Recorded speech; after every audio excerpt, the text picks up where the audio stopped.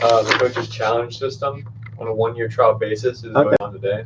So now there's going to be essentially challenge flags in the NBA, but how's that going to work out? Okay, no, that's very good. I don't know where that's going to come from, though, from a sports economic standpoint, but maybe we can get into it. Well, I think it'd be, fans' interest in it.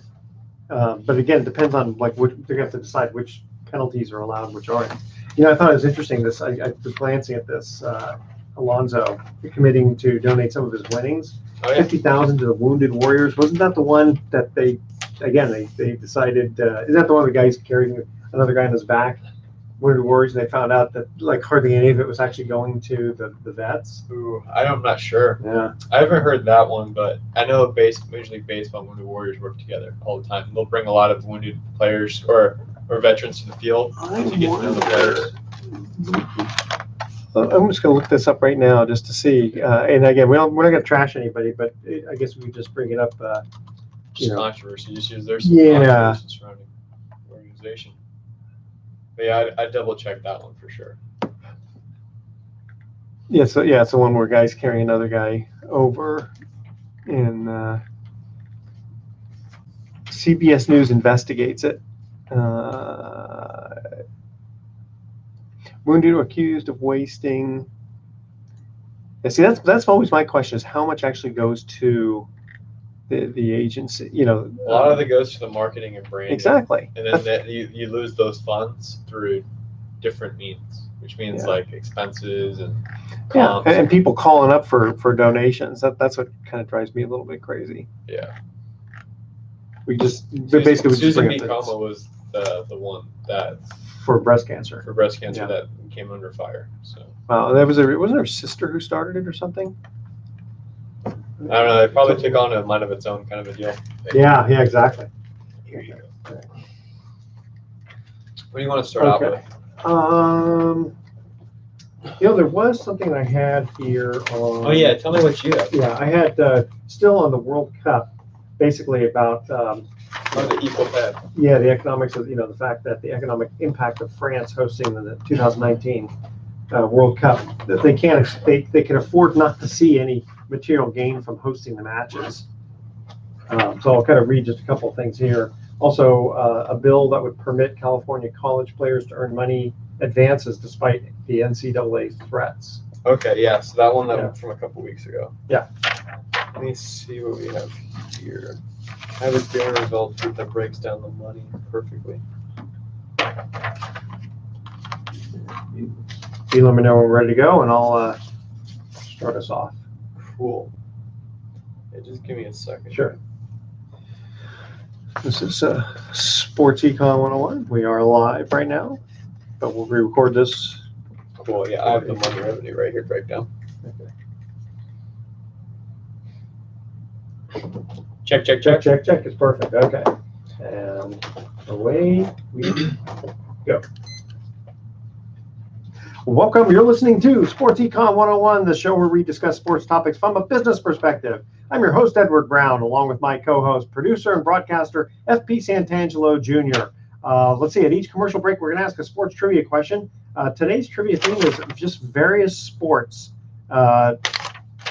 It'll be interesting. Actually, you know what? I got the wrong sheet here. I had another one here that had a better one, and I'll find that because I think it was going to be baseball, if I'm not mistaken.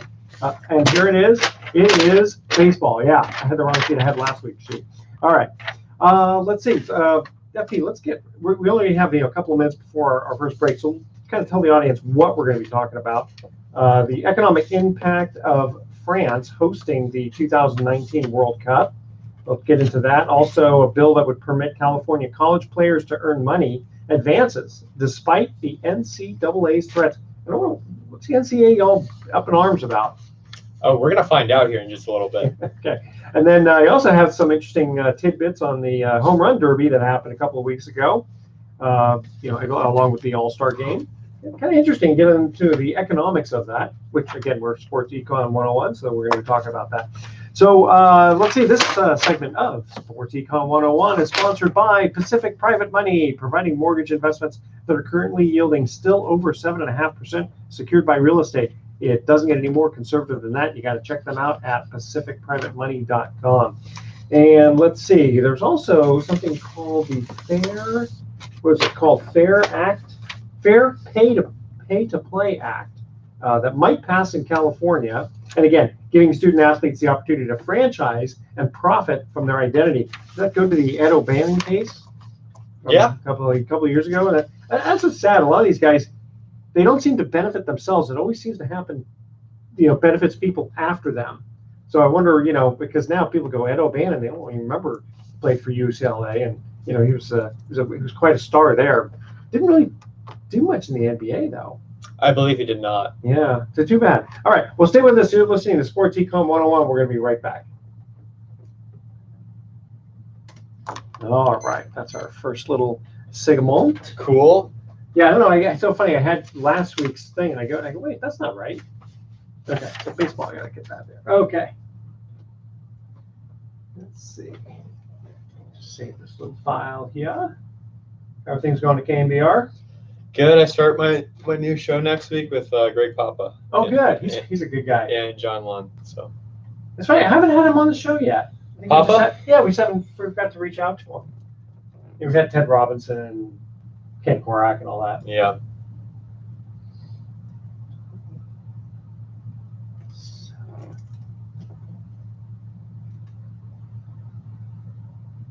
And had you reached out to the guys across the street yet? I'm just kind of curious. Guys across the street? Yeah, for wanting to do any commercials on? Oh, no, there hasn't been really anything going on the baseball field because it's kind of like the end of the All-Star break. I mean, the only thing I was doing was I was trying to get Kenny Loggins on the show, but there hasn't been really anything from that aspect. Sometimes, though, we'll get people walking around, even in the KMBR, but. Okay. I mean, Kenny Loggins put me in center field. Yeah, put me in coach. Danger Zone. Danger Zone. I love that song. It's like a few songs he's got that. Footloose. Yeah. That song too. All right. Let's see what we've got here. Okay. Let's start off with the cup. Okay. Here we go. Welcome back to Sports Econ 101. Edward Brown here, along with FP Santangello Jr. So let's get start off with the World Cup. Boy, I tell you, those women, the USA women, they kind of just blew everybody away, like 26-3. If you look at all the goals.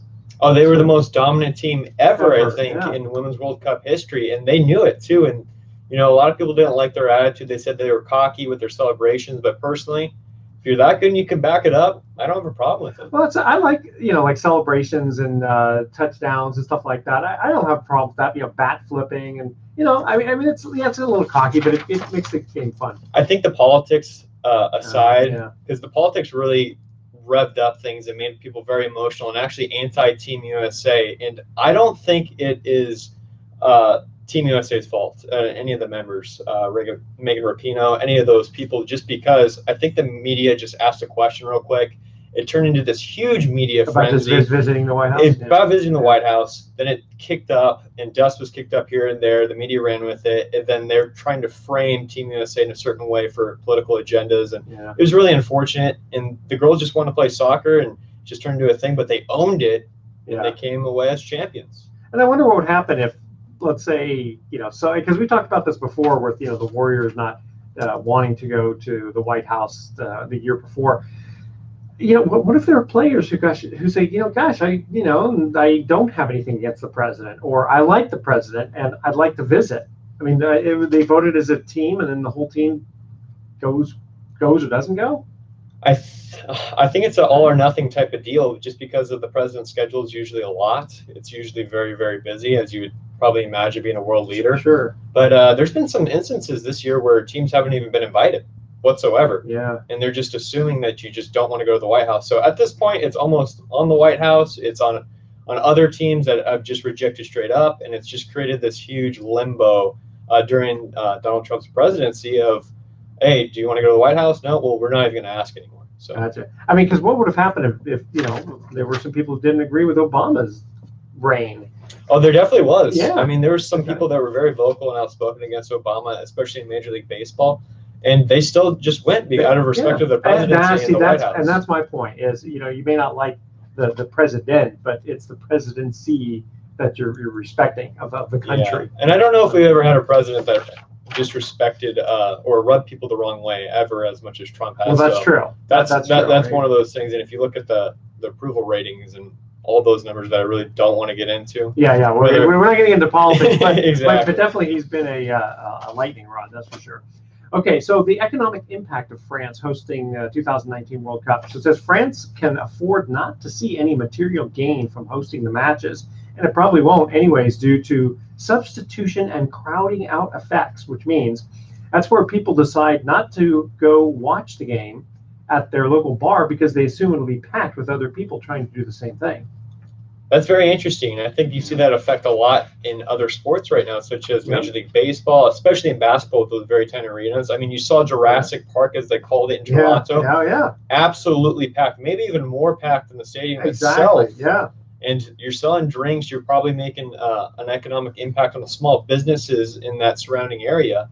So I think it has a good impact overall on the economy. Maybe France indirectly, wink, wink, doesn't get that money, but I think the businesses do very well around there. Okay. They also had something called the couch potato effect, which is people from the local population stay home to watch the event, thereby limiting their spending. So it says they're adding a tourist, but encouraging two locals to stay home and watch the World Cup on TV rather than attending their local soccer club's game. Encourage both a benefit and a cost to the local economy, but many analysis treat the new tourist money as an addition to the baseline, no matter with no subtraction. So, I got to say that sometimes, I don't want to fight traffic to watch the Warriors play. It's a lot easier to just watch it at home. All the money is in streaming and TV right now. And if you look at the trend of all sports, they're all going and paying these ridiculous numbers, billions and billions of dollars to secure a local market, to secure the rights of a team so they can broadcast. The one that comes to mind, and everybody complains about down in LA, is Spectrum TV bought out the Los Angeles Dodgers for billions of dollars, and they're blacked out there. So now you only can go to the games, and you can't even watch it, even if you're in LA. And that has a very, very negative impact, I think, on the game overall down there and it being seen. But lots of money is in TV, and they're banking on that right now. They're banking that one day you're just not going to show up. You're going to put on virtual reality goggles. You're going to be streaming it through these goggles, and that's going to be it. And they're just going to have cameras in the stands, and you could just look around like you're buying a seat. And they even have that technology out now. You could buy a virtual reality ticket and sit in a seat for a game. Is that right? What do they charge for something like that? I think it's somewhere in a couple $100 range. Holy smokes! Because you're at home and you can just 360 view of the whole thing. I've done it before with a company called Oculus, where you put on these goggles, and they had a testing area at Oracle Park now in San Francisco, where the San Francisco Giants play. And you can just look around 360, look up, look down. It's a pretty weird experience. Does it get you nauseous at all? Because sometimes some of those 3D things can do that. Not me, but I grew up with technology, so it's a little different. It's like me. I went to Star Tours when it first came. I think it had only been out for about 6 months or so. Oh, the Disney ride is the best. Yeah. Oh God, I didn't get physically really sick, but I got kind of nauseous on that thing. Yeah. And you want to hear something funny? Is there was a sign that said, like when you see a sign that says, from this point forward, it's a 30-minute wait. Believe it or not, there was a sign that said from this point forward, it was a 6-hour wait. Now, there weren't people that were backed up that long, but it was a 2-hour wait. Wow. 2 hours to get I don't know set. if I could do that at Disney. No, especially nowadays. One other thing here, they said here, a study of the 1994 Men's World Cup in the United States, which is still the most well-attended World Cup in history, found that American cities that hosted games experienced cumulative losses of 5.5 to 9.3 billion. So that's not a good thing. It says here, but hosting a World Cup does have one big beneficial effect that could make all the other costs worth it. It makes its citizens happier. So very interesting. It sounds like the Olympics almost. Exactly. Very simple. You spend all this money for all these places, all these structures, all these fields, what have you, arenas, and then they just kind of get overcome by natural. I guess. Conditions. In Beijing? Didn't they build this big kidney bean thing, and now it's empty? Yeah, now it looks like something out of a horror movie, like an apocalypse. Yeah, exactly. And I don't know if that year the U.S. built a soccer stadium for that, but that's usually where the losses come from. I would imagine though that they probably souped up a football stadium, an American football stadium. Yeah, I would think so. And put soccer in it, but yeah. Gotcha. Let's see here. We got about 1 minute before we cut to break. Let's see. So there was a bill that would permit California college players to earn money advances despite NCAA's threat. What is going on there? They're just not allowing. I guess what they look at is the NCAA says, "Hey, wait, you guys are getting a free college education if they're on scholarship." So in effect, they're getting paid. Yeah, and for all we know, they're already getting paid too. There you go. In fact, there's a, I don't want to say a famous, but there was a movie called One on One with Robbie Benson and played for basketball. And basically, he gets paid for turning on for theoretically watering the football field, and all he has to do is watch the sprinklers go on. So that's pretty nice. Yeah, and another guy gets a car, another guy gets washing cars and all that stuff. So yeah, it's been going on for very, very long time. I think that movie is from the early '80s, if I'm not mistaken. All right, we're going to cut to our first trivia question, and I got some hard ones here. I figured since you're here, we're going to give you some hard ones because you're a smart guy. All right, we're talking baseball here. Who became a successful junk baller, i.e., somebody who throws junk, as they say, for the Tigers in the 1980s? And this isn't necessarily a hint, but basically he originally had a 100-mile-an-hour fastball, but he injured his arm, and so he started throwing junk, and he became a successful, even almost more successful pitcher once he got hurt because he started throwing junk instead of fastballs. It's kind of a hard question, but anyway, that's our first trivia question. Email Edward at sportsecon101.com. The answer to that question, and stay with us. You're listening to Sports Econ 101 with Edward Brown and FP Santangelo Jr. Don't touch that dial. We're going to be right back. All right. That was our first one here.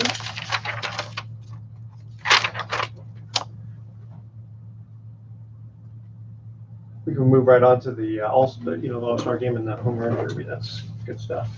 Perfect. You get some good stuff. I like that. See, Bruce and Vern, they're not as much the economics part of it.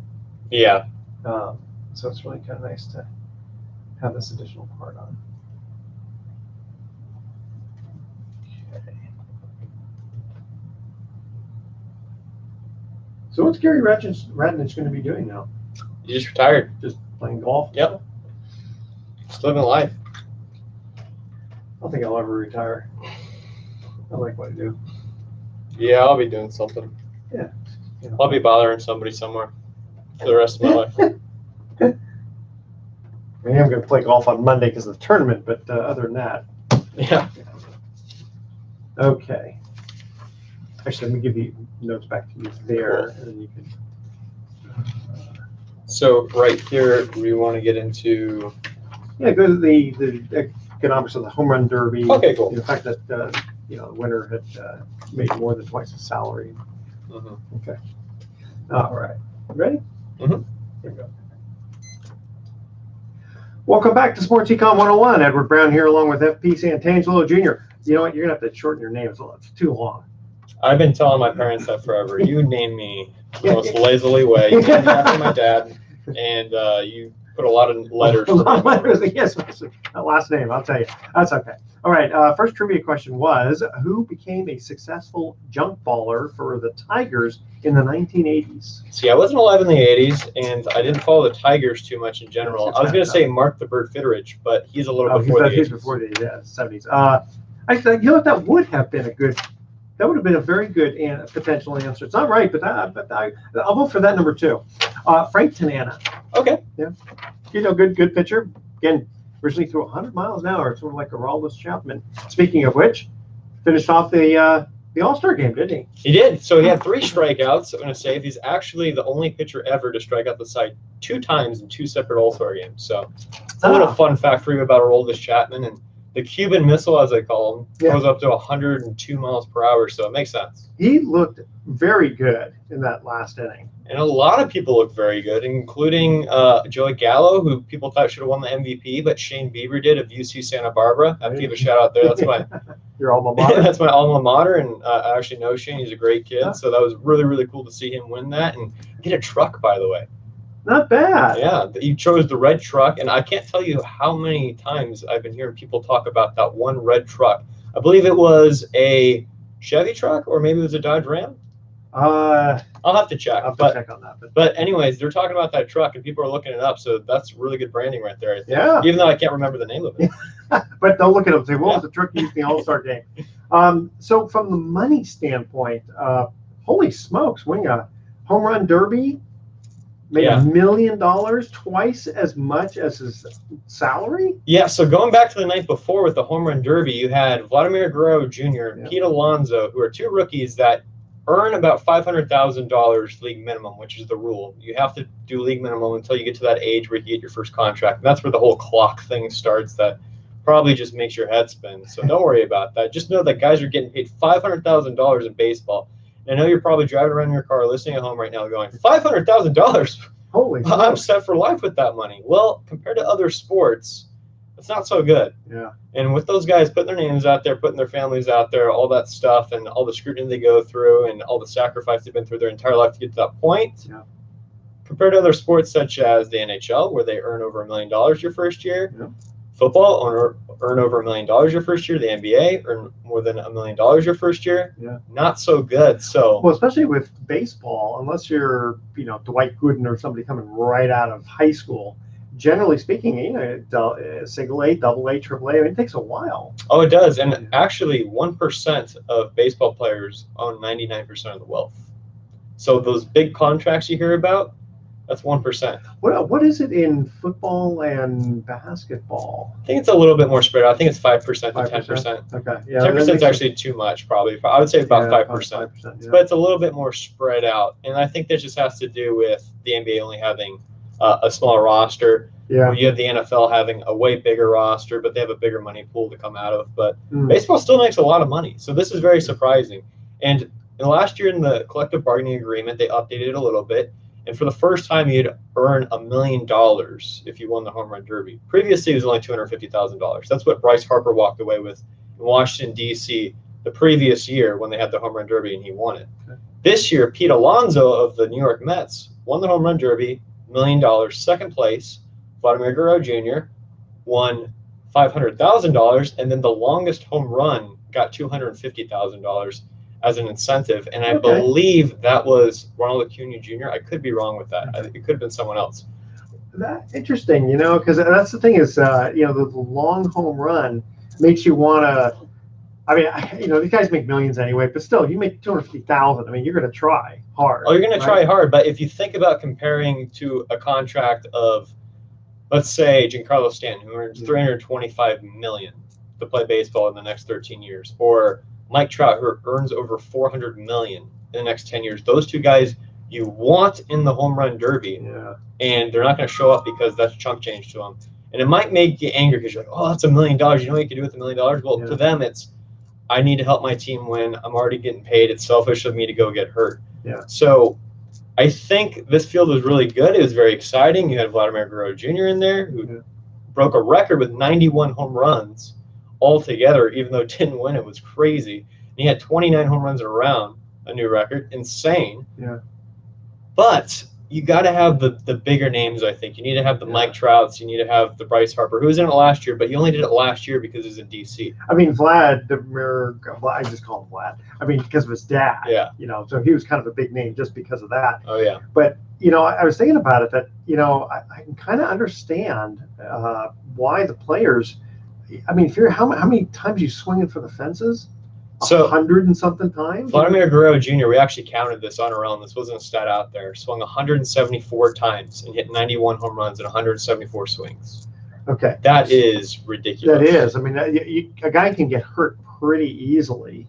I wouldn't say hurt, just more gassed, and then it's really hard to recover. I mean, you have a couple days to recover. They're already playing games the Thursday after the All-Star break, and then you have games Friday, Saturday, Sunday, and it's like, boom, okay, second half starts. So these guys...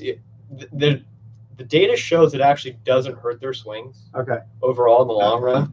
But I can tell you, it probably does affect you a little bit in the postseason when you're just dying and you have something aching. And I'm not going to say it hurts you to a noticeable effect, but it probably doesn't help you. Yeah. And that's one more thing you got to deal with. Well, it reminds me when Jose Canseco, I think his team was just getting shelled, and they said, "Oh, you say you can pitch? Go ahead." Yeah. And he got hurt. Yeah. He got hurt pitching, and it's like, holy smokes! Okay, now the guy's on the disabled list for a couple of weeks or whatever it was. It's like, man, you got to be thinking about this kind of stuff. I think that all sports across the board, no sport has got it right yet. Because if you look at the NBA dunk contest, it's always just guys that you're like, okay, I've never heard of that. To the common fan. Yeah. If you're an NBA junkie and you're an NBA head, you know who that is. Yeah. Football, they usually do the pass, run, and punt. They do all these weird things, and it's kind of entertaining, but there's really not that big of incentive.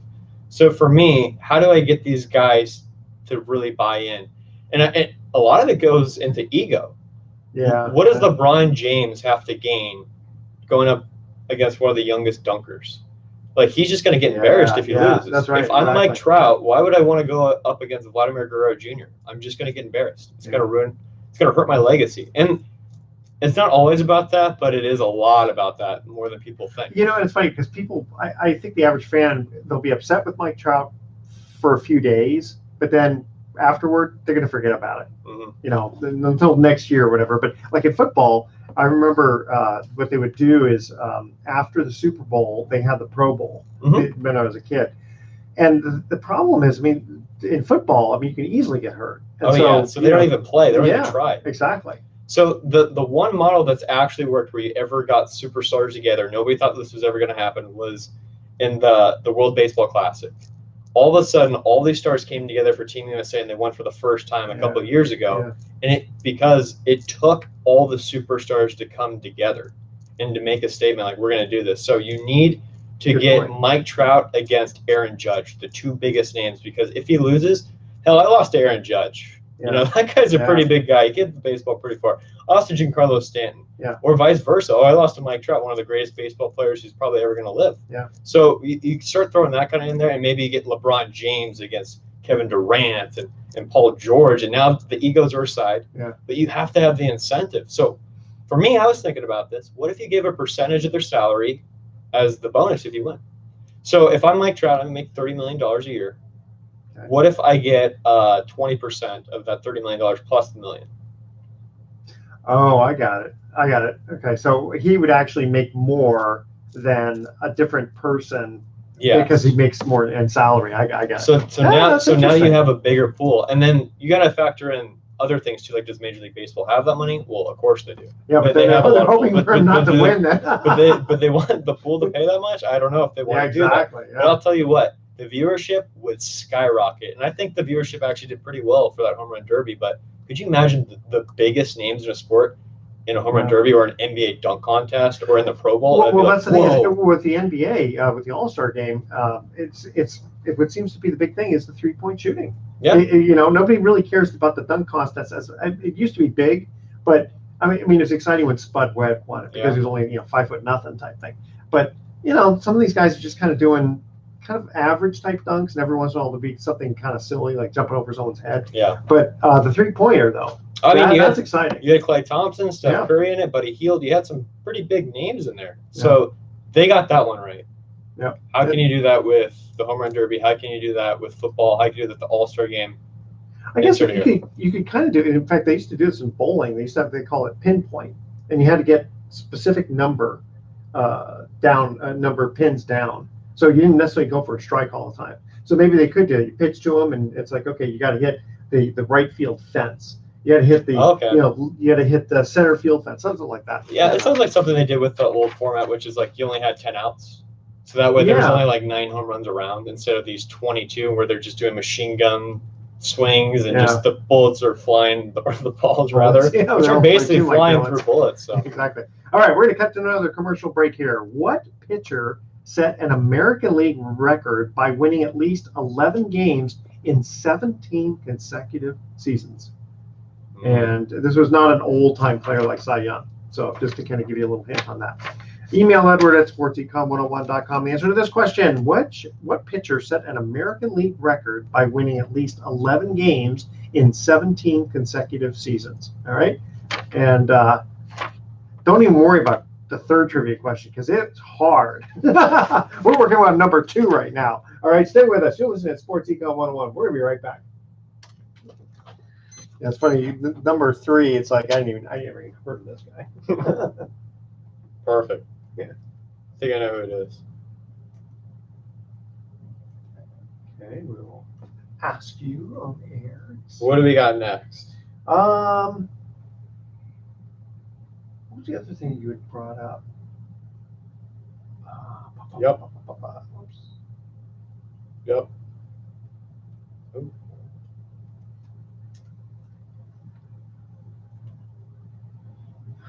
Oh, no.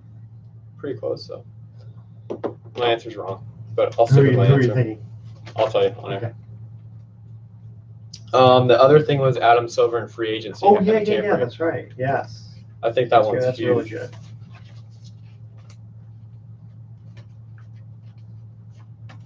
All right.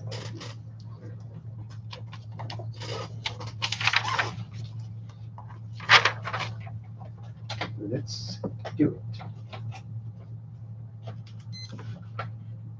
Welcome back to Sports Econ 101. One more time, I'm Edward Brown, your host, along with FP Santangello Jr. Does everyone always have to say the junior part?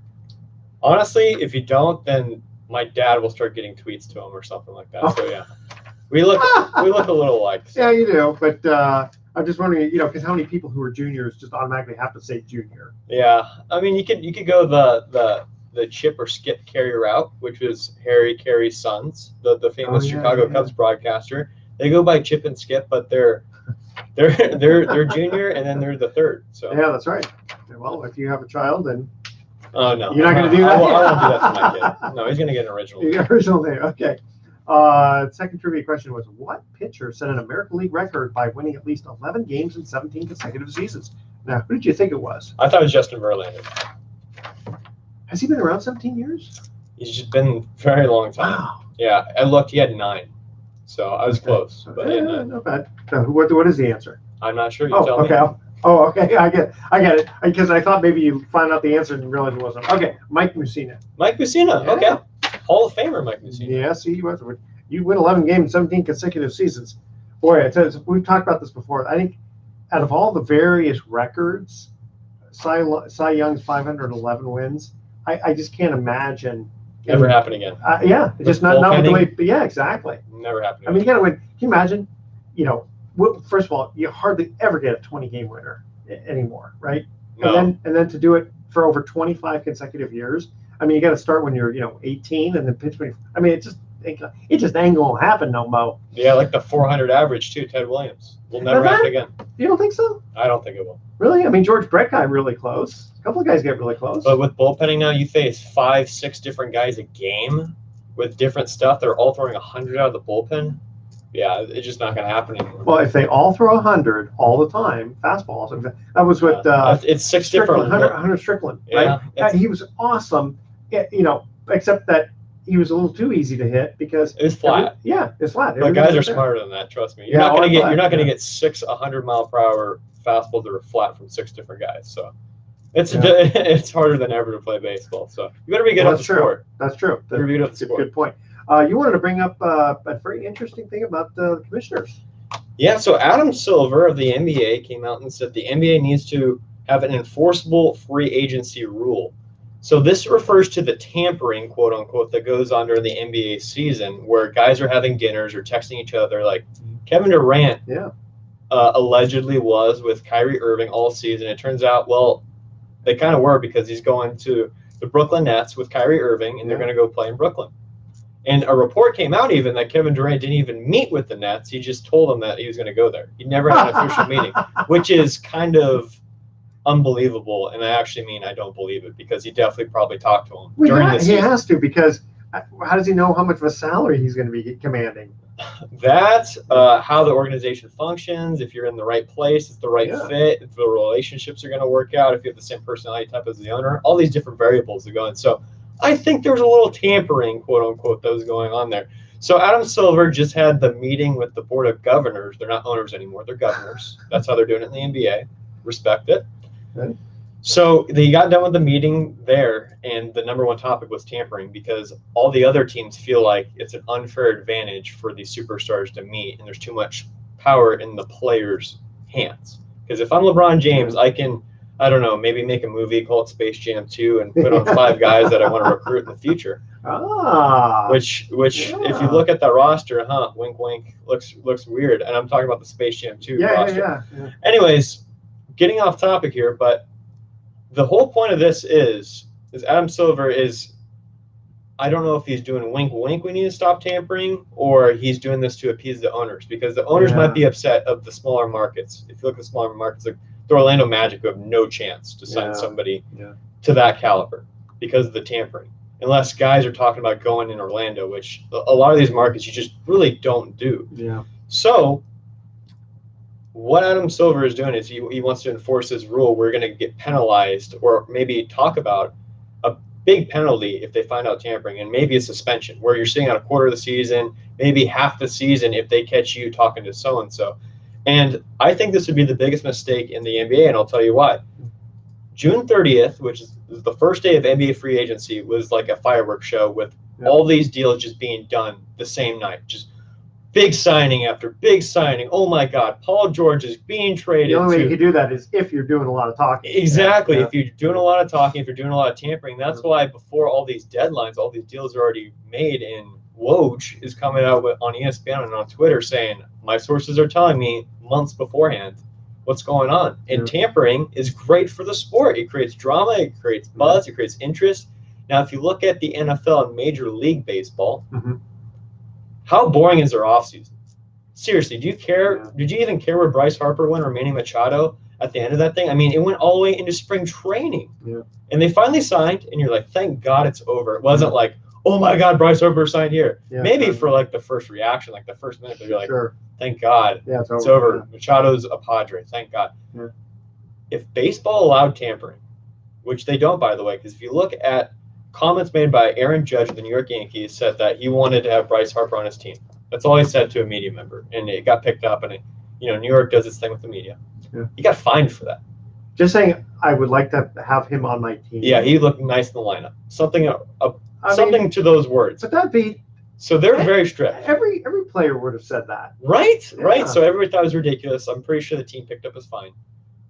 But that's the kind of level we're talking about with the NFL, probably even more stricter than the MLB. Those two leagues are. If you allow tampering, you allow guys to just hang out and talk, and hey, like when free agency comes the first day, I'm going to be a Chicago Cub, or I'm going to be a New York Giant. I'm going to be a this, or I'm going to be a that.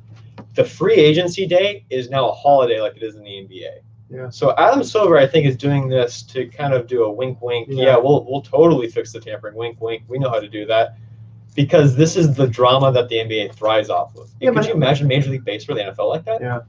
I was just wondering, it's like in reality, what are you supposed to do? Okay, Kevin, we know you're friends with Kyrie, but you guys are not allowed to go out to dinner together ever, during a certain period of time. And if you do, you can only talk about, your kids. In fact, we're going to bug your phones and your conversation to make sure that come on.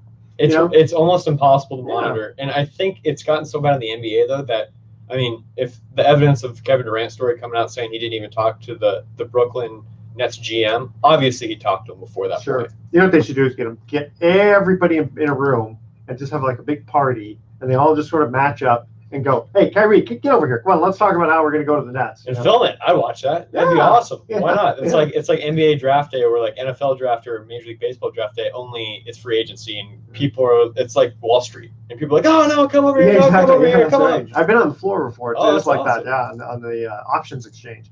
I'm thinking about this where it's a little frustrating, because if you're out in the regular workplace and you're looking for a different job, can your employer basically, we're at an at-will state, like here in California, basically you can get fired for any reason. What happens with, but the thing is, if you have a contract, that's where all these contracts get a little bit weird, because, they're so player friendly, but yet you can't have price fixing with the owners. And, I kind of like the idea of, you get a base salary, and if you prove yourself, then you get paid for the performance that you did, but then you start back all over again. Because, and again, listen, love Mike Trout, think he's awesome, definitely Hall of Fame, nothing bad to say about him. But his his dollars are already cemented. Now Mm-hmm. he's a guy of character, but you get somebody who maybe isn't as much of a guy of character. Where's the incentive? I tell you what, you look at every single major deal ever done in baseball. We're talking about Albert Pujols, Miguel Cabrera, Josh Hamilton. Never worked out.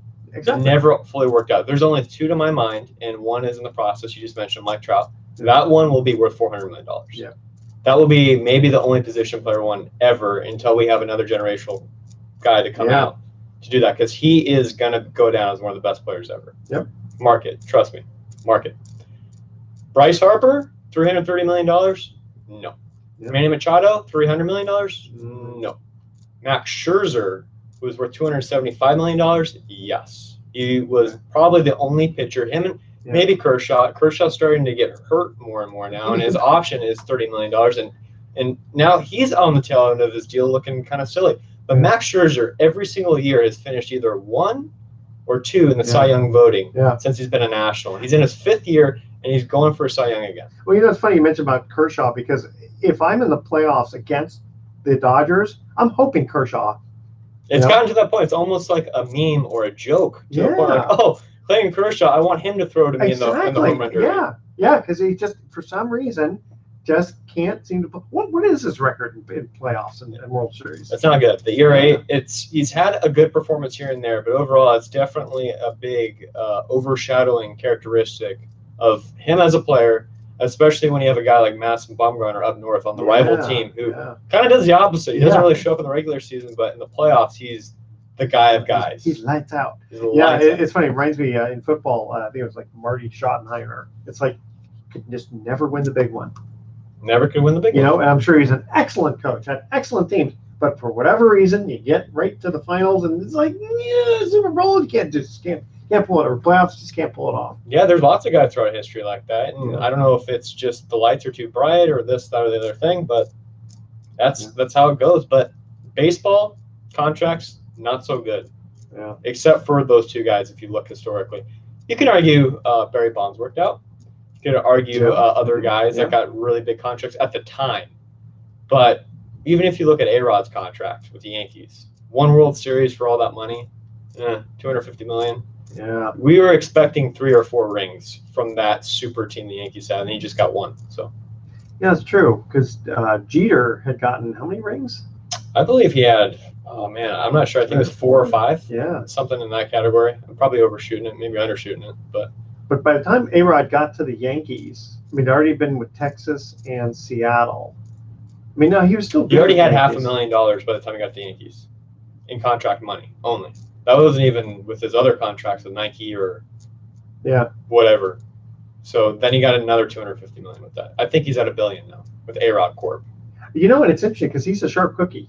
He is, and he's still doing color commentary. He doesn't need to. Well, what else is he going to do with his life? Except be married to a beautiful woman. Because he's been on Shark Tank, and he's definitely an investor. Yeah, he is. And I like to see guys like that who are, go beyond just, the skill level. Kobe Bryant, one of those guys, a fantastic investor, came out with Body Armor, the energy drink. Oh. And he invested a couple $100 million into that and flipped it for like $1.5 billion. There you go. Yeah. Well, Wayne Gretzky bought the Honus Wagner card for $750, and I think sold it for a couple of million. Sharp cookies. Yeah, there you go. All right, so now we're going to go to our 3rd trivia question here. It's tough because, unfortunately, I don't remember this guy. Who batted 5th behind Babe Ruth and Lou Gehrig? And if you remember old baseball, the reason Babe Ruth had number 3 was because he batted 3rd in the lineup, and Lou Gehrig batted 4th. The funny thing is does that mean that coach could never change his lineup? Kind of a silly reason to have the number 3 and 4. It is, right? Unless you never change it. But here's the question: is who batted 5th? Now we know number 5 was Joe DiMaggio, but that was after Babe Ruth. Yeah. So it had to have been during the time of Lou Gehrig and Babe Ruth, and he was a consistent 309 batting average. So that's not bad at all. In fact, what did Ted Williams say? You could fail 7 out of 10 times and still be a very productive hitter. Yeah. All right. That's our trivia question. Stay with us. You're listening to Sports Econ 101. We're going to be right back. All right. I honestly have never heard of this guy. Well, then I won't know. Bob Musil? Nope. Is he in the Hall of Fame? You know, that's a good batting average. I don't think so. Number retired? I don't know. No, 1 through 5 is retired. So what's that? 1 through 9 is retired for the Yankees. Yeah, and 5 was DiMaggio, so definitely wasn't.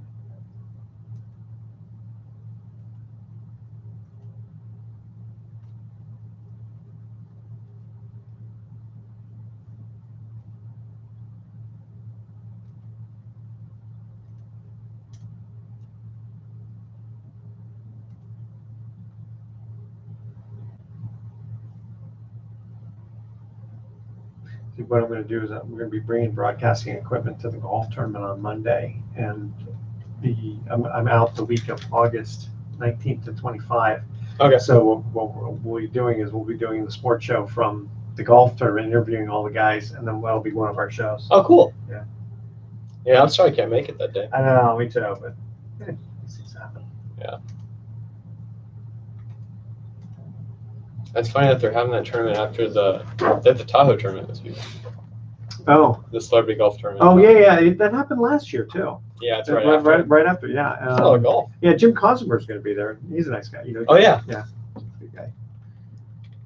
Okay, so now this is just our short 2-minute segment to end it. Was there something else that you wanted to mention about? I think you teased the California wages. We can get into that just real quick. Okay. Yeah, because that'll take. Then I got my thoughts for the day. Yeah.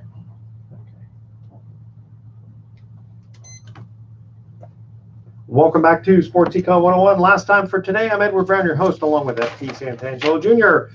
Third trivia question: who batted 5th behind Babe Ruth and Lou Gehrig in the 1920s? I have absolutely no idea. Okay. Go for it. Bob Musil. Oh yeah, I knew that. Yeah, exactly. It's funny because there's a movie out about Mo Berg. Okay. And Mo Berg was a catcher, and he was an okay catcher, but he went on like a barnstorming tour with Babe Ruth. I remember those. Right? Yeah, going out to Japan and all this stuff. And apparently he was a spy. That's why they had him. Because they're going, yeah. He said, why Mo Berg? Well, because he spoke like 7 languages. Very sharp cookie. Interesting. Really quickly, we're going to cut out for today, but you wanted to mention the thing we teased the audience with. Yeah, so we teased the audience earlier about the bill that California wants to pass that pays the college athletes for their likeness in video games or memorabilia, jersey sales, all that. And the NCAA actually wants to threaten California colleges, if they pass this bill, that they will not be allowed to play in championship games. So no NCAA tournament for USC or UCLA or Cal Berkeley or Stanford or all these big-time colleges in California. No playoffs and college football playoffs. No anything. No Omaha for all these really good baseball teams here in California. That's powerhouses out here. Not good. So that's that. They're threatening, and it's going to go to court, and we'll see what happens. But I don't know how this is going to work out. There's a lot of money in California. I don't think they want to do that. No, they don't. As Rodney King would say, can't we all just get along? Right. All right. Here's our thoughts for the day. The best feeling of happiness is when you're happy because you've made someone else happy. That's sweet. And entire water of sea. Okay, hold on. Entire water of the sea can't sink a ship unless it gets inside the ship. Similarly, negativity of the world can't put you down unless you allow it to get inside of you. That's pretty insightful. I like that. Okay, and with those sappy thoughts, tune in next week to Sports Econ 101. We're going to be discussing sports topics from a business perspective and asking more sports trivia questions. Thanks for listening. On behalf of our team, I'm your host, Edward Brown. We'll see you next week.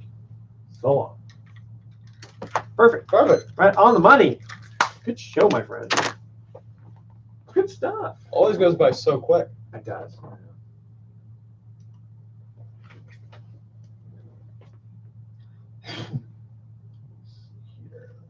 Yes.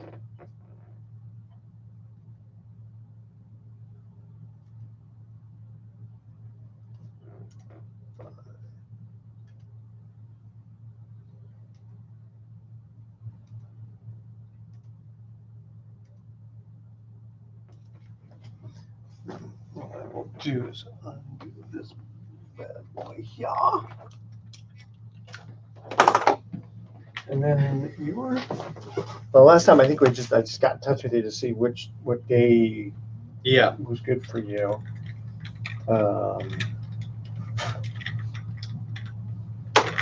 So next week you got it covered, and the week after that, just if you need me for anything, if you need topics or anything like that, just let me know. Okay. Yeah, because okay. So let me tell you what. I'll get in touch with you on the 19th.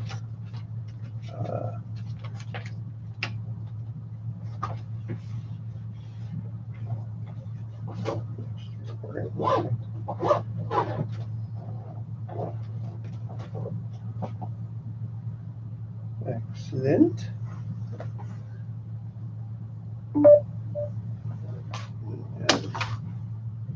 It's funny, I had this. See, I even had a few little.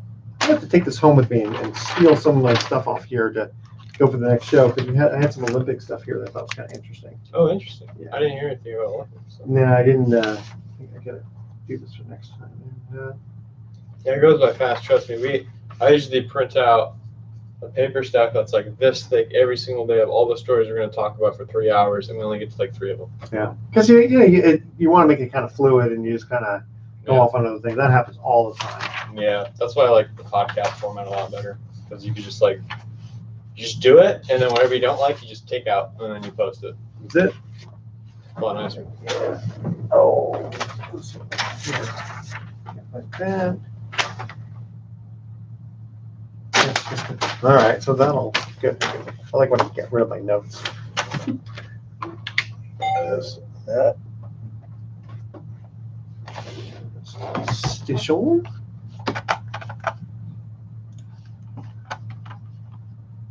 Just you have a nice 4th? I did. I just stayed in. I did nothing. So. This one, my wife was saying, "Oh, we got to do this, guys," and we ended up kind of just. Yeah, I ended up having to produce 2 shows on Friday, so I just was shutting it down.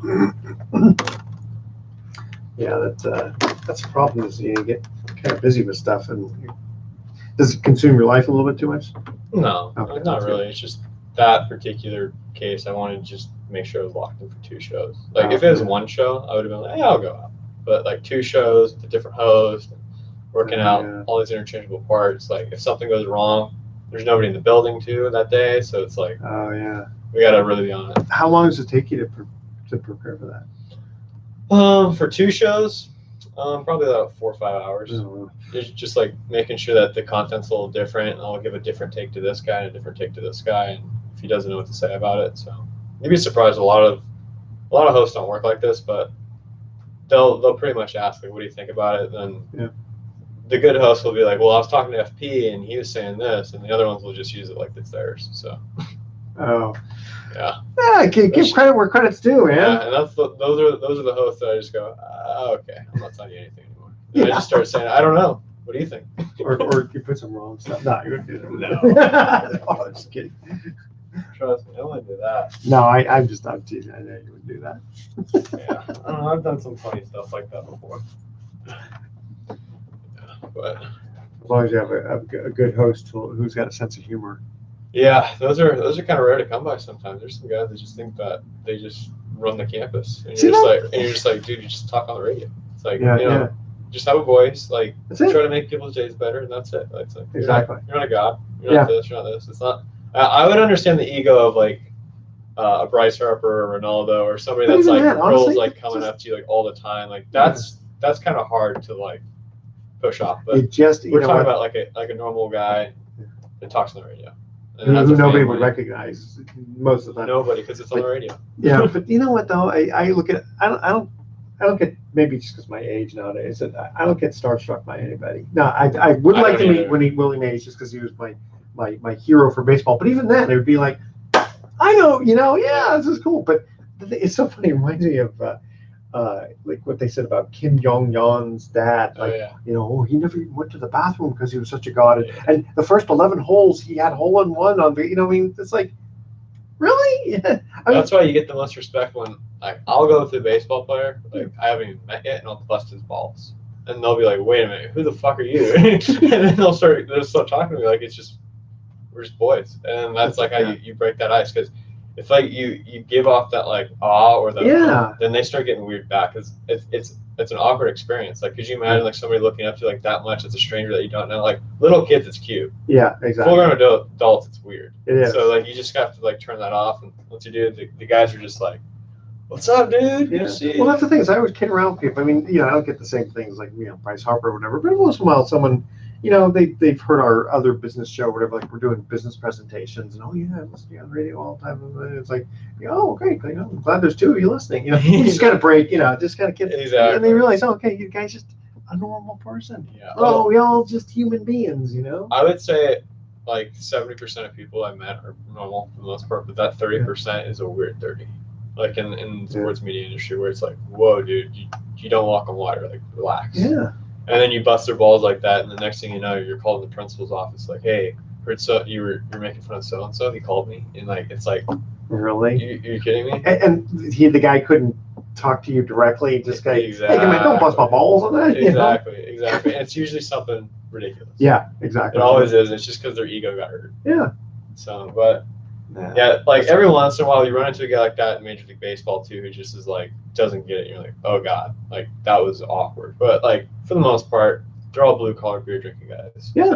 So, more so, I've actually experienced more so in this world that there's stranger egos than in baseball.